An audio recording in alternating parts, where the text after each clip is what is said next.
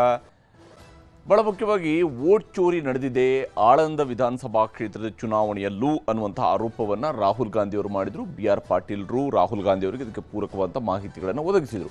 2023 ವಿಧಾನಸಭೆ ಚುನಾವಣೆಯಲ್ಲಿ ವೋಟ್ ಚೋರಿಯ ಆರೋಪವನ್ನು ಮಾಡಲಾಗಿತ್ತು. ಅವತ್ತು ಚುನಾವಣೆಗೆ ಮುಂಚಿತವಾಗಿ ಶಾಸಕರಾಗಿದ್ದಂಥವರು ಸುಭಾಷ್ ಗುತ್ತೇದಾರ್ ಅವರು ಆಳಂದ ವಿಧಾನಸಭಾ ಕ್ಷೇತ್ರದಲ್ಲಿ 6,000 ಮತಗಳ್ಳತನ ಆಗಿದೆ, ಸರಿಸುಮಾರು 6,000 ಮತಗಳ್ಳತನ ಆಗಿದೆ ಅಥವಾ 6,000 ಜನರನ್ನು ಮತಪಟ್ಟಿಯಿಂದ ಡಿಲೀಟ್ ಮಾಡಿಸುವ ಮೂಲಕವಾಗಿ ವೋಟ್ ಚೋರಿ ಮಾಡಿದ್ದಾರೆ ಅನ್ನುವಂಥ ಆರೋಪವನ್ನು ಹೊರಿಸಲಾಗಿತ್ತು.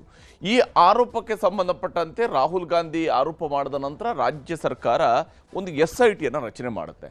ಆ SIT ಕಲಬುರಗಿ ಆಳಂದದಲ್ಲಿ ವೋಟ್ ಚೋರರಿಗೆ ಈಗ ಶೋಧ ಮಾಡ್ತಾ ಇದೆ. SIT ತಂಡ ಅಲ್ಲಿ ಒಂದಾದ ಮೇಲೆ ಒಂದು ರೇಡ್ ಮಾಡ್ತಾ ಇದೆ. ಆಳಂದದ BJP ಮಾಜಿ ಶಾಸಕ ಸುಭಾಷ್ ಗುತ್ತೇದಾರ್ಗೂ ಕೂಡ ಶಾಕ್ ಕೊಟ್ಟಿದೆ ಈ SIT ತಂಡ. SIT ತಂಡ ಇವತ್ತು ಸುಭಾಷ್ ಗುತ್ತೇದಾರ್ ಅವರ ಮನೆ ಮೇಲೆ ಕೂಡ ರೇಡ್ ಮಾಡಿದೆ. BR ಪಾಟೀಲ್ರು ನೀಡಿದಂತಹ ದೂರಿನ ಪ್ರಕಾರವಾಗಿಯೇ ಸರ್ಚ್ ವಾರೆಂಟನ್ನು ಪಡೆದು ಪರಿಶೀಲನೆಯನ್ನು ನಡೆಸಲಾಗಿದೆ. ಸುಭಾಷ್ ಗುತ್ತೇದಾರ್ ಅವರ ಮನೆಯಲ್ಲೂ ಕೂಡ ಸರ್ಚ್ ವಾರೆಂಟನ್ನು ಪಡ್ಕೊಂಡು ಪರಿಶೀಲಿಸಿದ್ದಾರೆ. ಸುಭಾಷ್ ಗುತ್ತೇದಾರ್ ಮನೆಯಲ್ಲಿ ಇವತ್ತು ದಾಳಿ ನಡೆದಿದೆ. ಕಲಬುರಗಿಯ ಗುಬ್ಬಿ ಕಾಲನಿಯಲ್ಲಿರುವಂತಹ ಸುಭಾಷ್ ಗುತ್ತೇದಾರ್ ಅವರ ಮನೆ, ಅಲ್ಲೂ ಕೂಡ ಶೋಧವನ್ನು ನಡೆಸಲಾಗಿದೆ. ಇದು ಒಂದು ದಾಳಿ. SIT SP ಶುಭಾನ್ವಿತಾ ಹಾಗೆಯೇ DYSP ಅಲ್ಸಾಮ್ ಭಾಷಾ ಅವರ ನೇತೃತ್ವದಲ್ಲಿ ಈ ದಾಳಿಯನ್ನು ನಡೆಸಲಾಗಿದೆ. ಅವರ ಮನೆಯಲ್ಲಿ ದಾಖಲೆಗಳ ಪರಿಶೀಲನೆಯನ್ನು ಮಾಡಲಾಗಿದೆ. ಪೊಲೀಸ್ ಭದ್ರತೆಯೊಂದಿಗೆ ಇಡೀ ಮನೆಯನ್ನು SIT ತಂಡ ಶೋಧ ನಡೆಸಿದೆ. ಇನ್ನು ಎರಡನೇ ದಾಳಿ ಇವತ್ತು ನಡೆದಿರುವಂಥದ್ದು ಸುಭಾಷ್ ಗುತ್ತೇದಾರ್ ಅವರ ಬಾರ್ ಮೇಲೂ ಕೂಡ ದಾಳಿಯನ್ನು ನಡೆಸಲಾಗಿತ್ತು. ಸುಭಾಷ್ ಗುತ್ತೇದಾರ್ ಕುಟುಂಬದ ಒಡೆತನದ ಬಾರ್ ಅಂಡ್ ರೆಸ್ಟೋರೆಂಟ್ ಮೇಲೂ ಕೂಡ ದಾಳಿಯನ್ನು ನಡೆಸಲಾಗಿತ್ತು. ಕಲಬುರಗಿ ನಗರದ ಅನ್ನಪೂರ್ಣ ಕ್ರಾಸ್ ಬಳಿಯಲ್ಲಿ ಇರುವಂತಹ ಬಾರ್ನಲ್ಲಿ ಈ ಶೋಧ ಕಾರ್ಯವನ್ನು ನಡೆಸಲಾಗಿದೆ.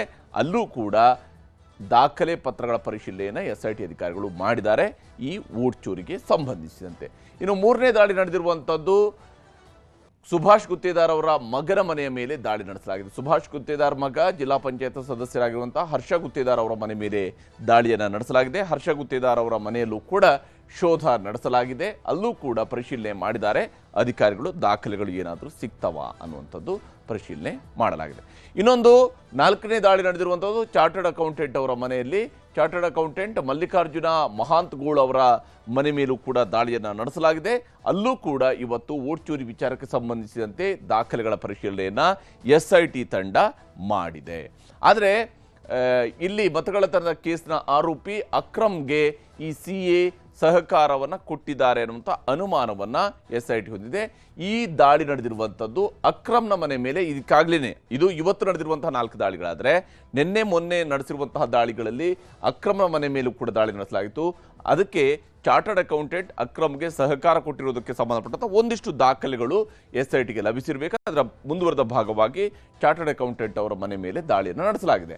ಹಾಗಾದರೆ ಈ ದಾಳಿಯ 2-3 ದಿವಸಗಳ ದಾಳಿಯಲ್ಲಿ SITಗೆ ಏನಾದರೂ ಸಾಕ್ಷಿಗಳು ಸಿಕ್ಕಿದಾವಾ ಅನ್ನುವಂತಹ ವಿಚಾರಕ್ಕೆ ಬರೋದಾದರೆ 2-3 ತಂಡಗಳಾಗಿ SIT ಅವರು ಈಗಾಗಲೇ ಶೋಧವನ್ನು ಮಾಡಿದ್ದಾರೆ. ಮತ್ತು ಈ ಶೋಧದ ಸಂದರ್ಭದಲ್ಲಿ ಕಲಬುರಗಿಯ ಜುಬೇರ್ ಕಾಲೋನಿಯಲ್ಲಿರುವಂತಹ ಮನೆಗಳಲ್ಲಿ ಶೋಧ ನಡೆಸಲಾಗಿದೆ. ಜುಬೇರ್ ಕಾಲೋನಿಯಲ್ಲಿ ಪರ್ಟಿಕ್ಯುಲರ್ ಆಗಿ ಜುಬೇರ್ ಕಾಲೋನಿಯಲ್ಲಿನೇ ಆರೋಪಿ ಅಕ್ರಮ್ ಸೇರಿದಂತೆ 5 ಜನರ ಮನೆಗಳ ಮೇಲೆ ದಾಳಿಯನ್ನು ನಡೆಸಲಾಗಿದೆ. ಈ 5 ಜನರ ಮನೆಗಳ ಮೇಲೆ ದಾಳಿ ನಡೆಸಿದಾಗ ಅಕ್ರಮ್ ಮನೆಯಲ್ಲಿ ಹಲವು ಮಹತ್ವದ ವಸ್ತುಗಳು ಪತ್ತೆಯಾಗಿದ್ದಾವೆ. ವಿಶೇಷವಾಗಿ ಅಲ್ಲಿ ವೋಟರ್ ID ಪ್ರಿಂಟರ್, ಖಾಲಿ ವೋಟರ್ IDಗಳು, ರೋಲರ್ಗಳು ಪತ್ತೆಯಾಗಿದ್ದಾವೆ ಅನ್ನೋಂಥದ್ದು ಸದ್ಯಕ್ಕೆ ಸಿಕ್ಕಿರುವಂತಹ ಮಾಹಿತಿ SIT ಮೂಲಗಳಿಂದ. 15ಕ್ಕೂ ಹೆಚ್ಚು ಮೊಬೈಲ್ ಫೋನ್ಗಳು ಹಾಗೂ 7 ಲ್ಯಾಪ್ಟಾಪ್ಗಳನ್ನು ಕೂಡ ಅಲ್ಲಿ ಪತ್ತೆ ಹಚ್ಚಲಾಗಿದೆ. ಅವುಗಳನ್ನು ವಶಕ್ಕೆ ಪಡ್ಕೊಂಡಿದ್ದಾರೆ. ಯಾವ ಉದ್ದೇಶಕ್ಕಾಗಿ ಇಷ್ಟೊಂದು ಮೊಬೈಲ್ಗಳನ್ನು ಇಟ್ಕೊಂಡಿದ್ರು, ಇಷ್ಟೊಂದು ಲ್ಯಾಪ್ಟಾಪ್ಗಳನ್ನು ಇಟ್ಕೊಂಡಿದ್ರು, ಇಷ್ಟೊಂದು ವೋಟರ್ IDಗಳಲ್ಲಿ ಇದ್ದಾವೆ, ವೋಟರ್ ID ಖಾಲಿ ವೋಟರ್ IDಗಳು ಯಾಕಿದ್ವು, ಇದರ ಬಗ್ಗೆ ಕೂಡ ಪರಿಶೀಲನೆಯನ್ನು ನಡೆಸಲಾಗ್ತಾ ಇದೆ. SIT ದಾಳಿ ಸಮಯದಲ್ಲೇ ಕಾಗದ ಪತ್ರಗಳಿಗೆ ಬೆಂಕಿ ಹಚ್ಚಲಾಯಿತಾ ಅನ್ನೋದ್ರ ಬಗ್ಗೆ ಮತ್ತೊಂದು ಅನುಮಾನ ವ್ಯಕ್ತವಾಗಿದೆ. ಯಾಕಂದರೆ ಸುಭಾಷ್ ಗುತ್ತೇದಾರ್ ಅವರ ಮನೆ ಬಳಿಯಲ್ಲಿ ಕಾಗದ ಪತ್ರಗಳಿಗೆ ಬೆಂಕಿ ಹಚ್ಚಿರ್ತಕ್ಕಂತಹ ದೃಶ್ಯ ಸಿಕ್ಕಿತದು. ವೆದರ್ ಅದು ಸುಭಾಷ್ ಗುತ್ತೇದಾರ್ ಅವರ ಮನೆಯಿಂದಲೇ ತಂದಿರತಕ್ಕಂತಹ ಕಾಗದ ಪತ್ರಗಳನ್ನು ಸುಟ್ಟಿದ್ರೋ ಅಥವಾ ಅಕ್ಕಪಕ್ಕದ ಮನೆಯವರೇನಾದರೂ ಬೇರೆ ಯಾವುದೋ ಕಾಗದ ಪತ್ರಗಳನ್ನು ಸುಟ್ಟಿದ್ರೋ ಗೊತ್ತಿಲ್ಲ. ಆದರೆ ಕಾಗದ ಪತ್ರಕ್ಕೆ ಬೆಂಕಿ ಬಿದ್ದಿರತಕ್ಕಂತಹ ವಿಡಿಯೋ ಸದ್ಯಕ್ಕೆ ಕಲಬುರಗಿಯಲ್ಲಿ ವೈರಲ್ ಆಗ್ತಾ ಇದೆ. ಮತ್ತು ಇದನ್ನು ಅವರ ಮನೆ ಮೇಲೆ ಆದಂತಹ ದಾಳಿಯ ಸಂದರ್ಭದಲ್ಲೇ ಈ ರೀತಿಯ ಕಾಗದ ಪತ್ರಗಳಿಗೆ ಬೆಂಕಿ ಹಚ್ಚಿದ್ದಾರೆ ಅನ್ನುವಂಥದ್ರ ಬಗ್ಗೆ ಅನುಮಾನ ಬರುವ ರೀತಿಯಾದಂತಹ ವಿಚಾರಗಳು ಕೂಡ ಇದ್ದಾವೆ. SITಗೆ ಹೆದರಿ ಏನಾದರೂ ದಾಖಲೆಗಳಿಗೆ ಬೆಂಕಿ ಹಚ್ಚಿದ್ರಾ ಅನ್ನೋದ್ರ ಬಗ್ಗೆಯೂ ಕೂಡ ಅನುಮಾನಗಳಿದ್ದಾವೆ. ಆದರೆ ಇದಕ್ಕೆ ಯಾವುದೇ ಖಾತ್ರಿ ಇಲ್ಲ. ಹಲವು ಪ್ರಶ್ನೆ ಅನುಮಾನಗಳಿಗೆ ಎಡೆ ಮಾಡಿಕೊಟ್ಟಿದೆ ಈ ಬೆಂಕಿ. ಯಾಕಂದರೆ ಬೆಂಕಿ ಇದ್ದಲ್ಲಿ ಅನುಮಾನಗಳು ಇದ್ದೇ ಇರ್ತವೆ, ಅಲ್ಲಿ ಹೊಗೆ ಆಡ್ತಾ ಇರುತ್ತೆ. ಇನ್ನು ವೋಟ್ ಚೋರಿ ಮಾಡಿಲ್ಲ ಅನ್ನುವಂತಹ ಸ್ಪಷ್ಟನೆಯನ್ನ ಸುಭಾಷ್ ಗುತ್ತೇದಾರ್ ಅವರು ಈ ಸಂದರ್ಭದಲ್ಲಿ ಕೊಟ್ಟಿದ್ದಾರೆ. SIT ದಾಳಿ ಬಗ್ಗೆ ಸುಭಾಷ್ ಗುತ್ತೇದಾರ್ ಅವರು ಸಿಟ್ಟಾಗಿದ್ದಾರೆ. ಯಾವುದೇ ರೀತಿಯಾದಂತಹ ಮತಚೋರಿಯನ್ನು ನಾನು ಮಾಡಿಲ್ಲ, ನಾನು ಯಾವುದೇ ಹಂತದಲ್ಲೂ ಕೂಡ ಮತಚೋರಿಯನ್ನು ಮಾಡಿಲ್ಲ, ಅಭಿವೃದ್ಧಿ ಕೆಲಸ ಆಗ್ತಾ ಇಲ್ಲ ಈ ಸರ್ಕಾರದಿಂದ, ಅದನ್ನು ಮರೆಮಾಚುವಂತಹದರ ಭಾಗವಾಗಿ ನನ್ನ ಮನೆ ಮೇಲೆ ದಾಳಿಯನ್ನು ನಡೆಸಲಾಗಿದೆ. ವೋಟ್ ಚೋರಿಯ ಬಗ್ಗೆ ಇವರು ಗುಲ್ಲೆಬ್ಬಿಸ್ತಾ ಇದ್ದಾರೆ. ಜನ ಕಾಂಗ್ರೆಸ್ ಬಿಟ್ಟು BJPಗೆ ಸೇರ್ತಾ ಇರೋದನ್ನು ಇವರು ಸಹಿಸಿಕೊಳ್ಳೋದಕ್ಕೆ ಆಗದೇನೆ ಈ ಕೃತ್ಯವನ್ನು ಎಸಗಿದ್ದಾರೆ ಅನ್ನುವಂತಹ ಆರೋಪವನ್ನು ಸುಭಾಷ್ ಗುತ್ತೇದಾರ್ ಅವರು ಮಾಡ್ತಾ ಇದ್ದಾರೆ. ಗುತ್ತೇದಾರ್ ಅವರ ಮಾತನ್ನು ನಿಮಗೆ ತೋರಿಸ್ತೀನಿ. ನಾವು ಯಾವಾಗೂ ಮತ ಚೋರಿ ಮಾಡಿಲ್ಲ, ನಮಗೆ ಗೊತ್ತೇ ಇಲ್ಲದು. ಇವತ್ತ ಕಾಂಗ್ರೆಸ್ದವರು BR ಪಾಟೀಲ ಸರ್ಕಾರದಲ್ಲಿ ದುಡ್ಡಿಲ್ಲ, ಬಜೆಟ್ ಇಲ್ಲ ತನಕ ಬೇರೆ ಡೆವಲಪ್ಮೆಂಟ್ ಕೆಲಸಗಳು ಆಗ್ತಾ ಇಲ್ಲ, ಮೈಂಡ್ ಡೈವರ್ಟ್ ಮಾಡೋ ಸಲುವಾಗಿ ಈ ಒಂದು ಮತ ಚೋರಿ ಆಳಂದಲ್ಲಿ ಆಗ್ಯಾವ ತನಕಿಸಿಂದ ಇವತ್ತು BR ಪಾಟೀಲರು ಒಂದು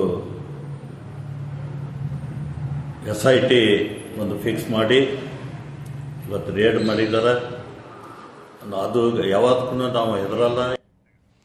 ಹೀಗೆ ನಾನು ಯಾವುದೇ ರೀತಿಯಂಥ ಮತಚೋರಿಯನ್ನು ಮಾಡಿಲ್ಲ, ಇದು BR ಪಾಟೀಲರ ದೂರಿನ ಮೇಲ್ಗಡೆ ನಡೆದಿರತಕ್ಕಂತಹ SIT ಅದರ ಪ್ರಕಾರವಾಗಿ ಮಾಡ್ತಾ ಇರುವಂತಹ ದಾಳಿ ಹೊರತು ಬೇರೇನೇನು ಅಲ್ಲ ಅಂತೇಳಿ ಸುಭಾಷ್ ಗುತ್ತೇದಾರ್ ಅವರು ಈ ರೀತಿಯಂಥ ಆರೋಪಗಳನ್ನು ತಳ್ಳಿ ಹಾಕಿದ್ದಾರೆ. ಆದರೆ ನಿಜಕ್ಕೂ ಅಕ್ರಮ್ನ ಮನೆಯಲ್ಲಿ ಸಿಕ್ಕಿರ್ತಕ್ಕಂಥ ವಸ್ತುಗಳು ಏನು, ಅದು ಯಾವ ಕಾರಣಕ್ಕಾಗಿ ಅಲ್ಲಿ ಸಂಗ್ರಹಿಸಿಡಲಾಗಿತ್ತು, ಸರಿಸುಮಾರು 15 ಮೊಬೈಲ್ಗಳಿದ್ವು ಅಂತ ಹೇಳಿದರೆ ಯಾವ ಉದ್ದೇಶ, 7 ಲ್ಯಾಪ್ಟಾಪ್ಗಳಿದ್ವು ಅಂದರೆ ಯಾವ ಕಾರಣಕ್ಕಾಗಿ, ಇವೆಲ್ಲವೂ ಕೂಡ ಅನುಮಾನಕ್ಕೆ ಎಡೆ ಮಾಡಿಕೊಟ್ಟಿರುವಂಥ ಮತ್ತು ವೋಟರ್ ರೋಲ್ ಕೂಡ ಅಲ್ಲಿ ಇತ್ತು ಅನ್ನೋದ್ರ ಬಗ್ಗೆ, ವೋಟರ್ ಐಡಿಯನ್ನು ಪ್ರಿಂಟರ್ಗಳು ಕೂಡ ಇದ್ವು ಅನ್ನೋಂಥರ ಬಗ್ಗೆ ಸದ್ಯಕ್ಕೆ ಪ್ರಾಥಮಿಕ ಮಾಹಿತಿ ಸಿಗ್ತಾ ಇದೆ. ಆದರೆ ಅದು ನಿಜ ಆಗಿದ್ದರೆ ಅದು ಯಾವ ಕಾರಣಕ್ಕಾಗಿತ್ತು ಅನ್ನೋಂತಹ ಪ್ರಶ್ನೆಯೂ ಕೂಡ ಇರುವಂಥದ್ದು. ಇದಾಗಿ ಕಾಂಗ್ರೆಸ್ನವರು 2023ಕ್ಕೂ ಮೊದಲು BJP ವಿರುದ್ಧ 40% ಕಮಿಷನ್, ಪೇ CM ಅನ್ನುವಂತಹ ಕ್ಯಾಂಪೇನ್ಗಳನ್ನು ಮಾಡಿದರು. ಅದಕ್ಕೆಲ್ಲ ಕಾಂಗ್ರೆಸ್ ಆಧಾರವಾಗಿ ಇಟ್ಕೊಂಡಂಥದ್ದು ಕರ್ನಾಟಕ ರಾಜ್ಯ ಗುತ್ತಿಗೆದಾರರ ಸಂಘದ ಅಧ್ಯಕ್ಷರಾಗಿದ್ದ ಕೆಂಪಣ್ಣ ಅವರು ಬರೆದಿದ್ದಂತಹ ಪತ್ರ. ಅಂದು BJP ವಿರುದ್ಧ ಅದು ದೊಡ್ಡ ಅಸ್ತ್ರ ಆಗಿತ್ತು. ಆದ್ರೀಗ ಅದೇ ಗುತ್ತಿಗೆದಾರರ ಸಂಘದವರು ರಾಜ್ಯ ಸರ್ಕಾರಕ್ಕೆ ಡೆಡ್ಲೈನ್ ಕೊಡುವ ಹಂತಕ್ಕೆ ಬಂದು ನಿಂತಿದ್ದಾರೆ. ಇದುವೇ ಇವತ್ತಿನ ಮೊದಲ ಸುದ್ದಿ. ದುಡ್ಡು ಕೊಡಿ. ರಾಜ್ಯ ಸರ್ಕಾರವನ್ನ ರಾಜ್ಯದ ಗುತ್ತಿಗೆದಾರರು ಕೇಳ್ತಾ ಇರುವಂಥದ್ದು ಇಷ್ಟೇ, ನಮ್ಮ ದುಡ್ಡು ಆದಷ್ಟು ಬೇಗನೆ ನಮಗೆ ಕೊಡಿ. ಯಾಕಂದ್ರೆ ಸರ್ಕಾರದ ಕಾಮಗಾರಿಗಳನ್ನ ಟೆಂಡರ್ ಮೂಲಕ ಪಡೆದು ಗುತ್ತಿಗೆದಾರರು ಮುಗಿಸಿ 2.5 ವರ್ಷ ಕಳೆದ್ರೂ ಬಿಲ್ ಬಂದಿಲ್ವಂತೆ. ಇದರಲ್ಲಿ ಬಹುಪಾಲು ಬಿಲ್ 2.5 ವರ್ಷಗಳಷ್ಟು ಹಿಂದಿನದ್ದು, ಅಂದರೆ ಎಲೆಕ್ಷನ್ಗಿಂತ ಮೊದಲೇ ಆಗಿರುವಂತಹ ಕೆಲಸಗಳದ್ದು, BJP ಸರ್ಕಾರದ ಅವಧಿಯಲ್ಲಿ ಆಗಿರುವಂತಹ ಕೆಲಸಗಳದ್ದು. ಆ ದುಡ್ಡು ಇನ್ನೂ ಕೂಡ ಬಂದಿಲ್ಲ. ಇದೇ ಕಾರಣಕ್ಕೆ ಡಿಸೆಂಬರ್ ತಿಂಗಳ ಡೆಡ್ಲೈನ್ ಅನ್ನು ಕೊಟ್ಟಿದ್ದಾರೆ ರಾಜ್ಯ ಗುತ್ತಿಗೆದಾರರ ಸಂಘದವರು ರಾಜ್ಯ ಸರ್ಕಾರಕ್ಕೆ. ಇದು ಕೇವಲ ಬಿಲ್ ಬಾಕಿಗೆ ಮಾತ್ರ ನಿಂತಿಲ್ಲ, ಇದರ ಜೊತೆಗೆ ಬಿಲ್ ಮಂಜೂರಾತಿಗೆ ಕಮಿಷನ್ ಕೊಡಬೇಕಾಗತ್ತೆ ಅನ್ನೋದರ ಬಗ್ಗೆಯೂ ಕೂಡ ಗುತ್ತಿಗೆದಾರರ ಸಂಘ ಆರೋಪವನ್ನು ಮಾಡಿದೆ. ಅದರ ಬಗ್ಗೆ ಒಂದು ವಿವರವಾದಂತಹ ವರದಿಯನ್ನು ನಿಮಗೆ ತೋರಿಸ್ತೀನಿ. ಇವತ್ತಿನ ಪಂಚಾಯಿತಿಯ ಮೊದಲ ಸುದ್ದಿಯಲ್ಲಿ ದುಡ್ಡು ಕೊಡಿ ಅಂತ ಕೇಳ್ತಿರುವ ಕಾಂಟ್ರಾಕ್ಟರ್ಸ್ ಅಸೋಸಿಯೇಷನ್ನ ಸದಸ್ಯರು. ಇನ್ನು ಇವತ್ತಿನ ಪಂಚಾಯಿತಿಯ ಎರಡನೇ ಸುದ್ದಿ, ವೋಟ್ ಚೋರಿಗೆ ಸಾಕ್ಷ್ಯ. ಆಳಂದ ವಿಧಾನಸಭಾ ಕ್ಷೇತ್ರದಲ್ಲಿ ವೋಟ್ ಚೋರಿ ಮಾಡಲಾಗಿದೆ ಅನ್ನುವಂತಹ ಗಂಭೀರ ಆರೋಪವನ್ನು ಆ ಕ್ಷೇತ್ರದ ಶಾಸಕ BR ಪಾಟೀಲ್ರು ಹಾಗೂ ಲೋಕಸಭೆಯ ಪ್ರತಿಪಕ್ಷ ನಾಯಕ ರಾಹುಲ್ ಗಾಂಧಿ ಇಬ್ಬರು ಸೇರಿ ಮಾಡಿದ್ರು. ರಾಹುಲ್ ಗಾಂಧಿ ಅವರು ಕಂಪ್ಲೀಟ್ ಡಿಟೇಲ್ ಆಗಿ ಪ್ರೆಸ್ ಕಾನ್ಫರೆನ್ಸ್ ಮಾಡಿದ್ರು, ಪವರ್ ಪಾಯಿಂಟ್ ಪ್ರೆಸೆಂಟೇಷನ್ ಮಾಡಿದ್ರು, ಸಾಕ್ಷಿಗಳನ್ನು ಅವತ್ತು ಮುಂದಿಟ್ಟರು. ಇಂಥ ಹೆಸರುಗಳಲ್ಲಿದ್ದಂತಹ ವೋಟ್ಗಳು ಡಿಲೀಟ್ ಆಗಿದೆ ಅನ್ನೋದನ್ನು ಹೇಳಲಾಗಿತ್ತು. ವೋಟ್ ಚೋರಿಗಾಗಿ ಅರ್ಹ ಮತದಾರರ ಹೆಸರುಗಳನ್ನು ಮತಪಟ್ಟಿಯಿಂದ ಡಿಲೀಟ್ ಮಾಡಿಸಲಾಗಿದೆ ಅನ್ನೋದಕ್ಕೆ ಸಾಕ್ಷಿಗಳನ್ನೆಲ್ಲ ತೋರಿಸಿದ್ರು. ಆದರೆ ರಾಹುಲ್ ಗಾಂಧಿ ಅವರು ಮಾಡಿದಂಥ ಆರೋಪವನ್ನು ಕೇಂದ್ರ ಚುನಾವಣಾ ಆಯೋಗ ಸಂಪೂರ್ಣವಾಗಿ ಸಾರಾಸಗಟಾಗಿ ಯಾವುದೇ ರೀತಿಯಂಥ ತನಿಖೆಗೂ ಕೂಡ ಮುಂದಾಗಿದ್ದೇನೆ ಅದನ್ನು ತಳ್ಳಿ ಹಾಕಿತ್ತು. ಯಾಕಂದರೆ ನಾವು ಆಲ್ರೆಡಿ ಒಂದು FIR ಮಾಡಿದ್ವಿ ಅಂತಲೂ ಕೂಡ ಹೇಳಿತ್ತು, ನಾವೇ ಮೊದಲ ಕಂಪ್ಲೇಂಟ್ ನಡೆಸೋದು ಕೂಡ ಹೇಳಿತ್ತು. ಹಾಗಿದ್ರೂ ರಾಜ್ಯ ಸರ್ಕಾರ ರಾಹುಲ್ ಗಾಂಧಿ ಆರೋಪದ ನಂತರ ಆಳಂದ ಕ್ಷೇತ್ರದ ವೋಟ್ ಚೋರಿ ಬಗ್ಗೆ ತನಿಖೆ ನಡೆಸೋದಕ್ಕೆ SIT ರಚನೆ ಮಾಡುತ್ತೆ. ಈಗ ಅದೇ SITಗೆ ವೋಟ್ ಚೋರಿಗೆ ಸಂಬಂಧಿಸಿದಂತಹ ಸಾಕ್ಷಿಗಳು ಸಿಕ್ಕಿವೆಯೇ ಅನ್ನುವಂತಹ ಅನುಮಾನ ದಟ್ಟವಾಗಿದೆ. ಯಾಕಂದರೆ ಒಂದರ ಮೇಲೊಂದರಂತೆ ಹಲವು ಮನೆಗಳ ಮೇಲೆ ರೇಡ್ ಮಾಡಿರುವಂಥ SIT ದಾಖಲೆಗಳನ್ನು ಸಂಗ್ರಹಿಸ್ತಾ ಇದೆ. ಅದರ ಬಗೆಗಿನ ಕಂಪ್ಲೀಟ್ ಡೀಟೇಲನ್ನು ನಿಮಗೆ ಕೊಡ್ತೀನಿ ಇವತ್ತಿನ ಪಂಚಾಯಿತಿಯ 2ನೇ ಸುದ್ದಿಯಲ್ಲಿ. ಈಗ ಮೊದಲ ಸುದ್ದಿ ಕಡೆಗೆ ಹೋಗೋಣ. ದುಡ್ಡು ಕೊಡಿ ಅಂತ ಕಾಂಟ್ರಾಕ್ಟರ್ಗಳು ಕೇಳ್ತಾ ಇಲ್ಲ, ಸರ್ಕಾರವನ್ನು ಭಾಳ ದೊಡ್ಡ ಧ್ವನಿಯಲ್ಲಿ ಆಗ್ರಹಿಸ್ತಾ ಇದ್ದಾರೆ. ಸರ್ಕಾರಕ್ಕೆ ಒಂದು ರೀತಿಯಾದಂತಹ ಬ್ಲ್ಯಾಕ್ ಮೇಲ್ ಪ್ರಯತ್ನವೂ ಕೂಡ ನಡೆದಿದ್ದಿಲ್ಲಿ. ನೀವು ಒಂದು ವೇಳೆ ಕೊಟ್ಟಿಲ್ಲ ಅಂತ ಹೇಳಿದರೆ ನಾವು ಯಾರ್ಯಾರೆಲ್ಲ ಕಮಿಷನ್ ಕೇಳ್ತಾ ಇದ್ದಾರೆ ಅನ್ನೋದ್ರ ಬಗ್ಗೆ ರೆಕಾರ್ಡ್ಸನ್ನು ಕೂಡ ಬಿಡುಗಡೆ ಮಾಡ್ತೀವಿ ಅಂತ ಕೂಡ ಹೇಳ್ತಾ ಇದ್ದಾರೆ. ಇದು ನಿಜಕ್ಕೂ ಕೂಡ ಅವರ ಬಳಿಯಲ್ಲಿ ಅಂತಹ ರೆಕಾರ್ಡ್ಸ್ಗಳು ಇದ್ದಾವೆ ಅಂತ ಹೇಳಿದರೆ ಅದನ್ನು ಸಾರ್ವಜನಿಕರ ಮುಂದೆ ಇಡಬೇಕಾಗಿದ್ದು ಅವರ ಜವಾಬ್ದಾರಿ. ನಾಗರಿಕ ಸಮಾಜದಲ್ಲಿ ಇಂಥದ್ದನ್ನು ಬಚ್ಚಿಡಬಾರ್ದು. ಅದನ್ನು ಅವರು ಮೊದಲಿಗೆ ಜನರ ಗಮನಕ್ಕೆ ತರಬೇಕು. ಇಂತಹ ಸಚಿವ ನಮ್ಮ ಹತ್ರ ಇಷ್ಟು ಕಮಿಷನ್ ಕೇಳ್ತಿದ್ದಾರೆ ಅಂತ ಅವರು ಬಹಿರಂಗಪಡಿಸಬೇಕಿತ್ತು. ಆದರೆ ಅದನ್ನು ಮಾಡ್ತಾ ಇಲ್ಲ. ಅದರ ಬದಲಿಗೆ ಒಂದು ವೇಳೆ ನೀವು ಕೊಟ್ಟಿಲ್ಲ ಅಂತ ಹೇಳಿದರೆ ನಾವು ಡಿಸೆಂಬರ್ನಲ್ಲಿ ಇದನ್ನೆಲ್ಲ ತೋರಿಸ್ತೀವಿ ಅನ್ನೋಂಥ ರೀತಿಯಲ್ಲಿ ಹೇಳ್ತಾ ಇದ್ದಾರೆ. ನಿಜಕ್ಕೂ ಬುಟ್ಟಿಯಲ್ಲಿ ಹಾವಿದೆಯಾ ಹಾವಿಲ್ವೋ ಗೊತ್ತಿಲ್ಲ, ಆದರೆ ಬುಟ್ಟಿಯಲ್ಲಿ ಹಾವಿದೆ ಅಂತ ಅವರು ಹೇಳ್ತಾ ಇದ್ದಾರೆ. ಆ ರೀತಿಯಾದಂತಹ ಒಂದು ಆರೋಪವೂ ಕೂಡ ಇಲ್ಲಿ ಇದೆ. ವಿಶೇಷವಾಗಿ ಅವರು ದುಡ್ಡು ಕೊಡಿ ಅಂತ ಕೇಳ್ತಾ ಇದ್ದಾರೆ. ವರದಿಯನ್ನು ತೋರಿಸ್ತೀವಿ. 5-6 ಭಾಗ್ಯಗಳು ಕೊಟ್ಟಿದ್ರು, ಆದರೆ ನಮ್ಮದು ಒಂದು ಭಾಗ್ಯ ಅಂತ ಕನ್ಸಿಡರ್ ಮಾಡ್ತಾರೆ ಅಂತ ಹೇಳಿ ನಾವು ಅನ್ಕೊಂಡ್ಬಂದ್ವಿ. ನಮ್ಮಲ್ಲಿ 33,000 ಕೋಟಿಗಳು ನಮ್ಮಲ್ಲಿ ಪೆಂಡಿಂಗ್ ಇದೆ. ಗೌರ್ಮೆಂಟು BJP ಕಾಂಗ್ರೆಸ್ ಅಂತ ಟೆಂಡರ್ ಹಾಕಿಲ್ಲ. ಮಾನ್ಯ ಮುಖ್ಯಮಂತ್ರಿಗಳು ಅದನ್ನು ದಯವಿಟ್ಟು ಅರ್ಥ ಮಾಡ್ಕೋಬೇಕು. ಬೇರೆ ಎಲ್ಲ ಕೆಲಸ ಮಾಡ್ತಾರೆ, ನಮ್ಮ ಬಗ್ಗೆ ತಾತ್ಸಾರ ಮನೋಭಾವ. ಅದು ಕೊಟ್ಟರೆ ಪೂಜೆಗೆ ಬರೋದಿಲ್ಲ ಅಲ್ಲೇನಾದ್ರು. ನೀವು ನಮ್ಮ ತಾಳ್ಮೆ ಪರೀಕ್ಷೆ ಮಾಡಬೇಡಿ, ನಾವು ಬಾಯಿ ಬಿಟ್ಟರೆ ಕಷ್ಟ ಆಗುತ್ತೆ. ನೀವು ಟೈಮ್ ಹೋಯ್ತು ನಿಮಗೆ 10% ಪೆನಾಲ್ಟಿ ಆಗುತ್ತೆ. ನಮ್ಮ ಪೇಮೆಂಟು ರಿಲೀಸ್ ಮಾಡಲಿಲ್ಲ ಅಂದರೆ ನಾವು ಡಿಸೆಂಬರ್ ತಿಂಗಳಲ್ಲಿ ಸ್ಟ್ರೈಕ್ ಮಾಡಲಿಕ್ಕೆ ನಾವು ತಯಾರಿದ್ದೀವಿ. ನವೆಂಬರ್ನಲ್ಲಿ ಕ್ರಾಂತಿ ಆಗುತ್ತೋ ಬಿಡುತ್ತೋ ಎಂಬುದು ಇನ್ನೂ ಖಾತ್ರಿಯಾಗಿಲ್ಲ. ಆದರೆ ಸರ್ಕಾರಕ್ಕೆ ಇದೀಗ ಡಿಸೆಂಬರ್ ಡೆಡ್ಲೈನ್ ತಲೆಬಿಸಿ ಎದುರಾಗಿದೆ. ಕಾಂಗ್ರೆಸ್ ಸರ್ಕಾರಕ್ಕೆ ಬಿಗ್ ಶಾಕ್ ಕೊಟ್ಟಿದ್ದಾರೆ ಗುತ್ತಿಗೆದಾರರು. ಕಳೆದ 2.5 ವರ್ಷ ಹಾಗೂ ಹಿಂದಿನ ಬಿಜೆಪಿ ಸರ್ಕಾರದ ಅವಧಿಯಿಂದಲೂ ಉಳಿಸಿಕೊಂಡಿರುವ ಬಾಕಿ ಬಿಲ್ ಪಾವತಿ ಮಾಡುವಂತೆ ಪಟ್ಟು ಹಿಡಿದು ಕೂತಿದ್ದಾರೆ. ವಿವಿಧ ಇಲಾಖೆಗಳ ಬಾಕಿ ಬಿಲ್ ಪಾವತಿ ಮಾಡುವಂತೆ ಪಟ್ಟು ಹಿಡಿದಿದ್ದಾರೆ ಕಾಂಟ್ರಾಕ್ಟರ್ಸ್. ರಾಜ್ಯ ಸರ್ಕಾರದಿಂದ ಗುತ್ತಿಗೆದಾರರಿಗೆ ಬರೋಬ್ಬರಿ 33,000 ಕೋಟಿ ಬಾಕಿ ಉಳಿದಿದೆ. ಬಾಕಿ ಬಿಲ್ ರಿಲೀಸ್ ಮಾಡಿ ಅಂತ ಹಲವು ಬಾರಿ ಮನವಿ ಮಾಡಿದ್ರೂ ಸಚಿವರುಗಳು ಸ್ಪಂದಿಸಿಲ್ಲ ಅಂತಾರೆ. ಬಿಲ್ ಪಾವತಿ ವಿಚಾರದಲ್ಲಿ ಪ್ಯಾಕೇಜ್ ಸಿಸ್ಟಮ್ ಕೈ ಬಿಡಬೇಕು ಎಂಬುದು ಗುತ್ತಿಗೆದಾರರ ಆಗ್ರಹ. ಬಿಜೆಪಿಯಂತೆ ಕಾಂಗ್ರೆಸ್ ಕೂಡ ಪ್ಯಾಕೇಜ್ ಸಿಸ್ಟಮ್ಗೆ ಬಲಿಯಾಗಬಾರದು, ಗುತ್ತಿಗೆದಾರರ ಸಹನೆಯ ಕಟ್ಟೆ ಒಡೆಯುವ ಹಾಗೆ ಮಾಡಬಾರದು ಎಂದಿರುವ ಗುತ್ತಿಗೆದಾರರು ಬಾಕಿ ಹಣ ಬಿಡುಗಡೆ ಮಾಡದಿದ್ದರೆ ಕೆಲಸ ನಿಲ್ಲಿಸ್ತೀವಿ ಎಂಬ ಎಚ್ಚರಿಕೆಯನ್ನು ನೀಡಿದ್ದಾರೆ. ಬಾಕಿ ಬಿಲ್ಗಾಗಿ 2.5 ವರ್ಷಗಳಿಂದಲೂ ಕಾಯುತ್ತಿದ್ದೇವೆ, ಆದರೂ 10%, 15%, 25% ಮಾತ್ರ ರಿಲೀಸ್ ಆಗ್ತಿದೆ. ಹಾಗಾಗಿ ಶೀಘ್ರವೇ ಪದಾಧಿಕಾರಿಗಳ ಸಭೆ ಕರೆದು ಗುತ್ತಿಗೆದಾರರ ಬೇಡಿಕೆಗಳ ಬಗ್ಗೆ ಚರ್ಚೆ ಮಾಡಬೇಕು ಎಂದು ಆಗ್ರಹಿಸಿದ್ದಾರೆ. ಮಾನ್ಯ ಮುಖ್ಯಮಂತ್ರಿಗಳು ನಮಗೇನೋ ಒಳ್ಳೇದು ಮಾಡ್ತಾರೆ, ಏನೋ ಸಹಾಯ ಮಾಡ್ತಾರೆ, ಎಲ್ಲ 5-6 ಭಾಗ್ಯಗಳು ಕೊಟ್ಟಿದ್ರು, ಆದರೆ ನಮ್ಮದು ಒಂದು ಭಾಗ್ಯ ಅಂತ ಕನ್ಸಿಡರ್ ಮಾಡ್ತಾರೆ ಅಂತ ಹೇಳಿ ನಾವು ಅನ್ಕೊಂಡ್ಬಂದ್ವಿ. ಸುಮಾರು ಸ್ನೇಹಿತರೆ, ನಮ್ಮಲ್ಲಿ 33,000 ಕೋಟಿಗಳು ನಮ್ಮಲ್ಲಿ ಪೆಂಡಿಂಗ್ ಇದೆ. ನಾವು ಸುಮಾರು 5-6 ಸರಿ ಮುಖ್ಯಮಂತ್ರಿಗಳು ಭೇಟಿ ಮಾಡಿದಾಗಲೂ ಕೂಡ ಆಯ್ತರೆ ಮಾಡೋಣ ಅಂತ ಏಪ್ರಿಲಲ್ಲಿ ಪ್ರಾಮಿಸ್ ಮಾಡಿದರು. ಆಮೇಲೆ ಏಪ್ರಿಲ್ ಆದಮೇಲೆ ಕೊನೆಗೆ ಇನ್ನೊಂದು ಸರಿ ಭೇಟಿ ಮಾಡಿದ್ವಿ. ಆಯ್ತಪ್ಪ ಏನೋ ಒಂದು ಯೋಚನೆ ಮಾಡ್ತಿದ್ವಿ ಮಾಡೋಣ ಅಂತ ಹೇಳಿದರು. ಅದ ನಂತರ ನಾವೇನು ಗೊತ್ತಾ, ಕನ್ಸರ್ನ್ ಮಿನಿಸ್ಟ್ರುಗಳನ್ನ ಒಬ್ಬೊಬ್ಬ ಮಿನಿಸ್ಟ್ರುಗಳನ್ನ 3 ಸರಿ ಭೇಟಿ ಮಾಡಿದ್ದೀವಿ. ನಾವು BJP ಗೌರ್ಮೆಂಟ್ ಅಂತ ಟೆಂಡರ್ ಹಾಕಿಲ್ಲ. We are going to cast our tenders on name of ರಾಜ್ಯಪಾಲರು ಮೇಲೆ ಹೆಸರು ಮೇಲೆ ನಾವು ಟೆಂಡರ್ ಹಾಕಿದ್ದೇವೆ ಹೊರತು ನಾವು ಗೌರ್ಮೆಂಟು BJP ಕಾಂಗ್ರೆಸ್ ಅಂತ ಟೆಂಡರ್ ಹಾಕಿಲ್ಲ. ಮಾನ್ಯ ಮುಖ್ಯಮಂತ್ರಿಗಳು ಅದನ್ನು ದಯವಿಟ್ಟು ಅರ್ಥ ಮಾಡ್ಕೋಬೇಕು. ನಮಗೆ ಯಾವುದು ಮಾಡಿದ್ದಾರೆ ಕೊಡಿ. ತಮ್ಮೆಲ್ಲ ಬೇಡಿಕೆಗಳನ್ನು ಈಡೇರಿಸಲು ಕಾಂಗ್ರೆಸ್ ಸರ್ಕಾರಕ್ಕೆ ಡಿಸೆಂಬರ್ ತಿಂಗಳ ಡೆಡ್ಲೈನ್ ನೀಡಿದ್ದಾರೆ. ನವೆಂಬರ್ನೊಳಗೆ ಎಲ್ಲಾ ಬಾಕಿ ಬಿಲ್ ಬಿಡುಗಡೆ ಮಾಡಬೇಕು, ಇಲ್ಲವಾದಲ್ಲಿ ರಾಜ್ಯಪಾಲರಿಗೆ ದೂರು ನೀಡುತ್ತೇವೆ ಎಂದಿದ್ದಾರೆ.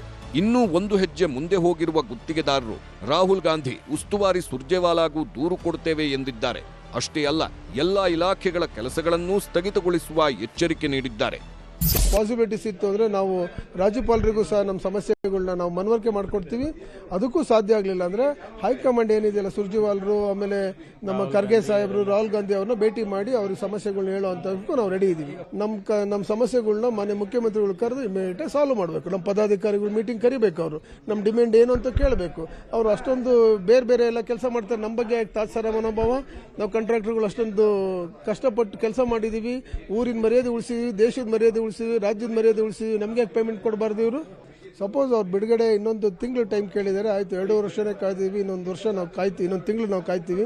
ಸೊ ಅವ್ರು ಕರೆದು ನಮ್ಮನ್ನು ಭೇಟಿ ಮಾಡಲಿಲ್ಲ, ನಮ್ಮ ಸಮಸ್ಯೆ ಅವ್ರು ಬಗೆಹರಿಸಲಿಲ್ಲ, ನಮ್ಮ ಪೇಮೆಂಟ್ ಅವ್ರು ರಿಲೀಸ್ ಮಾಡಲಿಲ್ಲ ಅಂದರೆ ನಾವು ಡಿಸೆಂಬರ್ ತಿಂಗಳಲ್ಲಿ ಸ್ಟ್ರೈಕ್ ಮಾಡ್ಲಿಕ್ಕೆ ನಾವು ತಯಾರಿದ್ದೀವಿ. ಎಲ್ಲ ಜಿಲ್ಲಾವಾರಿಗೂ ನಾವು ಕೆಲಸ ನಿಲ್ಲಿಸ್ಬಿಟ್ಟು ಸ್ಟ್ರೈಕ್ ಮಾಡ್ತೀವಿ. ಬಾಕಿ ಬಿಲ್ಗಷ್ಟೇ ಗುತ್ತಿಗೆದಾರರು ಬೇಡಿಕೆ ಇಟ್ಟಂತೆ ಕಾಣುತ್ತಿಲ್ಲ. ಬದಲಾಗಿ ಕಾಂಗ್ರೆಸ್ ಸರ್ಕಾರದ ಭ್ರಷ್ಟಾಚಾರದ ಬಗ್ಗೆಯೂ ಪ್ರಸ್ತಾಪ ಮಾಡಿದ್ದಾರೆ. 40% ಕಮಿಷನ್ ಸರ್ಕಾರ ಅಂತ ಬಿಜೆಪಿಯನ್ನ ಟೀಕೆ ಮಾಡಿ ಅಧಿಕಾರಕ್ಕೆ ಬಂದ ಕಾಂಗ್ರೆಸ್ನಲ್ಲೂ ಭ್ರಷ್ಟಾಚಾರ ಆಗ್ತಿದೆ ಅನ್ನೋದು ಗುತ್ತಿಗೆದಾರರ ಆರೋಪ.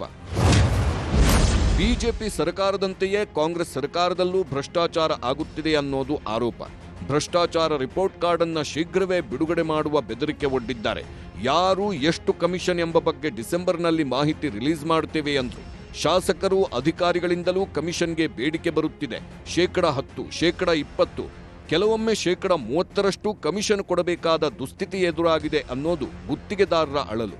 ಮತ್ತೊಂದು ಗಂಭೀರ ಆರೋಪ ಅಂದ್ರೆ ಕಾಮಗಾರಿಯಲ್ಲಷ್ಟೇ ಅಲ್ಲ, ಉದ್ಘಾಟನೆ ಮಾಡುವುದಕ್ಕೂ ಕಮಿಷನ್ ಕೊಡಬೇಕಂತೆ. ಮಾನ್ಯ ಮುಖ್ಯಮಂತ್ರಿಗಳಿಗೆ ಇನ್ನೊಂದು ಹೇಳ್ತೀವಿ, ನಮಗೆ ಬಾಯಿ ಬಿಡೋವರೆಗೂ ನೀವು ನಮ್ಮ ತಾಳ್ಮೆ ಪರೀಕ್ಷೆ ಮಾಡಬೇಡಿ. ನಾವು ಬಾಯಿ ಬಿಟ್ರೆ ಕಷ್ಟ ಆಗುತ್ತೆ.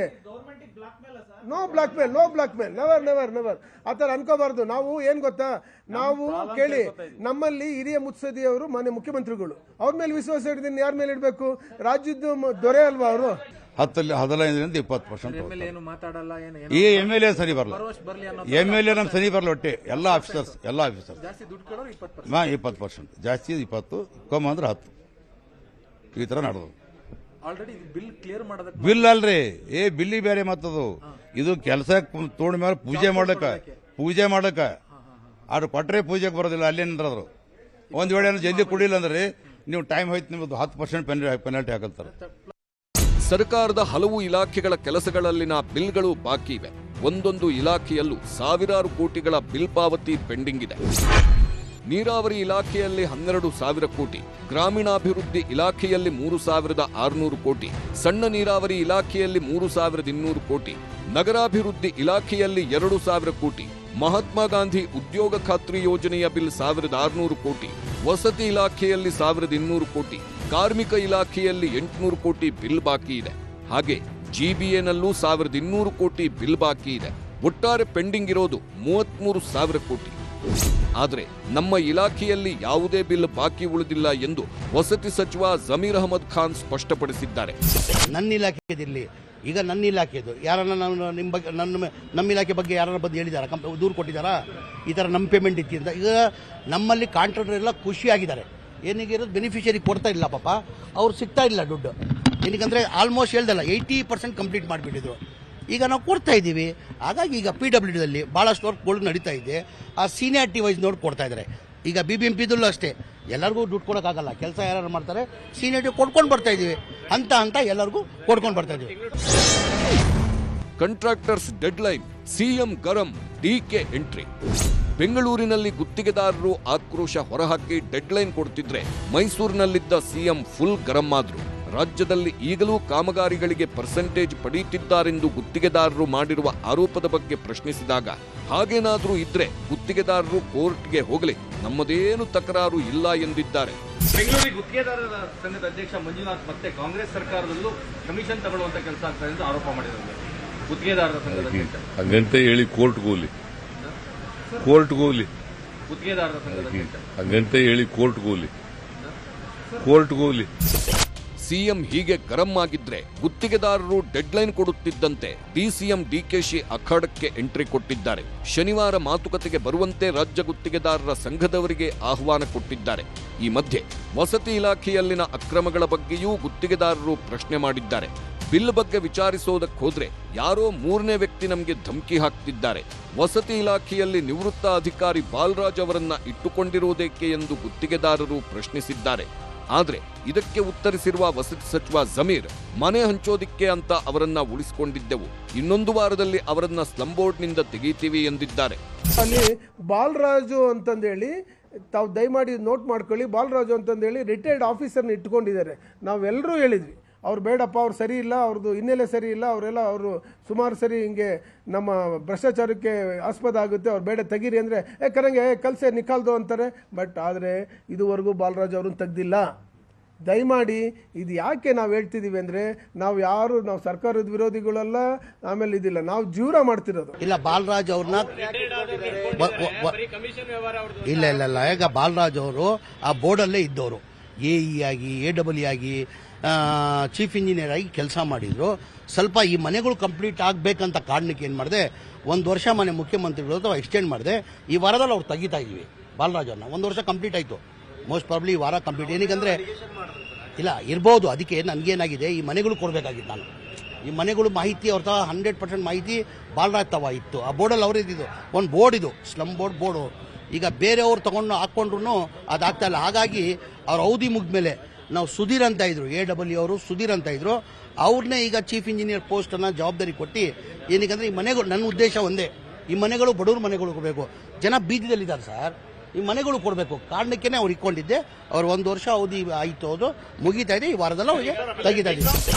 ಈ ಎಲ್ಲ ಬೆಳವಣಿಗೆಗಳ ಬಗ್ಗೆ ಹಾಸನದಲ್ಲಿ ಕೇಂದ್ರ ಕೈಗಾರಿಕಾ ಸಚಿವ HD ಕುಮಾರಸ್ವಾಮಿ ರಾಜ್ಯ ಸರ್ಕಾರಕ್ಕೆ ಚಾಟಿ ಬೀಸಿದ್ದಾರೆ. ಗುತ್ತಿಗೆದಾರರು ಪತ್ರ ಬರೆದಿಟ್ಟು ಸಾಯುವ ಸ್ಥಿತಿ ಎದುರಾಗಿದೆ. ಇವತ್ತಿಗಿಂತ ಅವತ್ತೇ ಚೆನ್ನಾಗಿತ್ತು ಅಂತ ಗುತ್ತಿಗೆದಾರರು ಹೇಳಿಕೊಳ್ಳುತ್ತಿದ್ದಾರೆ. ನನ್ನ ಕಾಲದಲ್ಲಿ ಪ್ರತಿ ತಿಂಗಳ 30ನೇ ತಾರೀಕು ಗುತ್ತಿಗೆದಾರನ ಮನೆ ಬಾಗಿಲಿಗೆ ದುಡ್ಡು ಹೋಗ್ತಿತ್ತು. ಈಗಿನ ಸರ್ಕಾರಕ್ಕೆ ಏನಾಗಿದೆ ಅಂತ ಪ್ರಶ್ನೆ ಮಾಡಿದ್ದಾರೆ. ಗ್ಯಾರಂಟಿಗಳ ಹೆಸರಿನಲ್ಲಿ ದಿವಾಳಿ ಆಗಿರುವ ಸರ್ಕಾರದಿಂದ ಇನ್ನೇನು ನಿರೀಕ್ಷೆ ಮಾಡುವುದಕ್ಕೆ ಸಾಧ್ಯ ಅಂತ ಸರ್ಕಾರವನ್ನ ಕಿಚಾಯಿಸಿದ್ದಾರೆ. ರಾಜಕೀಯದ ಮಾತುಗಳು ಏನೇ ಇದ್ರು ಸರ್ಕಾರದ ಕಾಮಗಾರಿಗಳನ್ನ ಮಾಡಿ ಮುಗಿಸಿರುವ ಗುತ್ತಿಗೆದಾರರಿಗೆ ಅವರ ಬಿಲ್ ಪಾವತಿ ಮಾಡಬೇಕಿರುವುದು ಸರ್ಕಾರದ ಜವಾಬ್ದಾರಿ. ರಾಜ್ಯ ಸರ್ಕಾರದ ಆರ್ಥಿಕ ಸ್ಥಿತಿ ಬಹಳ ಚೆನ್ನಾಗಿದೆ ಎಂದು ಹೇಳಿಕೊಳ್ಳುವ ಸರ್ಕಾರ ಗುತ್ತಿಗೆದಾರರಿಗೆ ಬಿಲ್ ಪಾವತಿ ಮಾಡದೇ ಹೋದ್ರೆ ಅದರ ಕೆಟ್ಟ ಹೆಸರನ್ನ ಕಟ್ಟಿಕೊಳ್ಳಬೇಕಾಗುತ್ತದೆ ಎನ್ನುವುದು ಮಾತ್ರ ಸುಳ್ಳಲ್ಲ. Bureau report, news 18.